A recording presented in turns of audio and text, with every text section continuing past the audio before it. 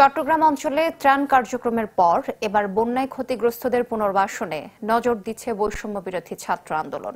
সব হারিয়ে যারা নিঃস্ব তাদের মাথার ঠাঁই করে দিতে সাজাচ্ছে পরিকল্পনা। এজন্য সহায়তা চাওয়া হয়েছে বিভিন্ন কর্পোরেট প্রতিষ্ঠান ও বিত্তবানদের।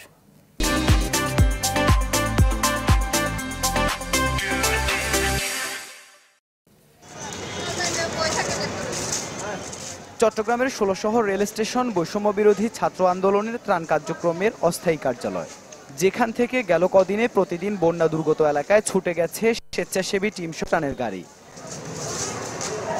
বন্যায় যখন বিপর্যস্ত চট্টগ্রাম, ফেনী সহ দেশের দক্ষিণ পূর্বাঞ্চলের বিভিন্ন জেলা, তখন সরকারি উদ্যোগের দিকে চেয়ে না থেকে এই শিক্ষার্থীরা নিজেরাই নেমে পড়েন ত্রাণ তৎপরতায়। খোলেন ত্রাণ তহবিল, যাতে খেটে খাওয়া মানুষ থেকে শুরু করে সহায়তার হাত বাড়ান নানা শ্রেণী পেশার মানুষ।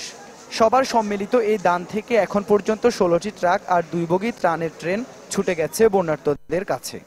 সংগ্রহ এবং ডোনেশন সংগ্রহ করে পুনর্বাসনের চিন্তা করতেছে আর কি। ত্রাণ কার্যক্রম বাবদ প্রায় ১৪ লক্ষ টাকা টাকা আমাদের এখানে যে মানুষের ত্রাণ সামগ্রী বিষয়ে জমা দিয়েছেন এবং সেখান থেকে প্রায় ৯ লক্ষ টাকা মতো আমরা খরচ করে ফেলছি। উপদেষ্টাদের স্যারদের সাথে কথা হয়েছে, তারা আমাদের কাছে সহযোগিতা চেয়েছে। যেখানে যে সমস্যাগুলো আমরা যেখানে গড় করা দরকার সেখানে গড় করে দেবো, যেখানে টিন লাগা দরকার টিন করে দিব।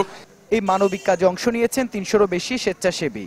ত্রাণ কার্যক্রম অনেকটাই শেষ বলে এখন শিক্ষার্থীদের ব্যস্ততা পুনর্বাসন ঘিরে।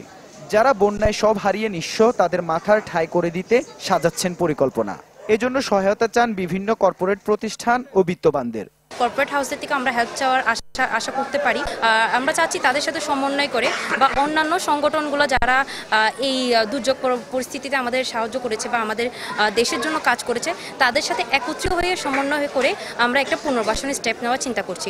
মাঠ পর্যায়ে গিয়ে দেখে আমরা তাদের পুনর্বাসনের ব্যবস্থা করব। এই বিষয়গুলো নিয়ে আমরা আমাদের সমন্বয়কদের মধ্যে আলোচনা করেছি।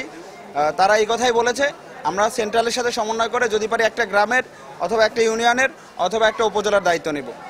কোটা সংস্কার আন্দোলনের শুরু থেকে ১৬ শহর রেল স্টেশন ঘিরে তো সংগ্রামের আতুরঘর, যেখান থেকে শুরু হওয়া আন্দোলনের দাবানল ছড়িয়ে পড়ে পুরো চট্টগ্রামে।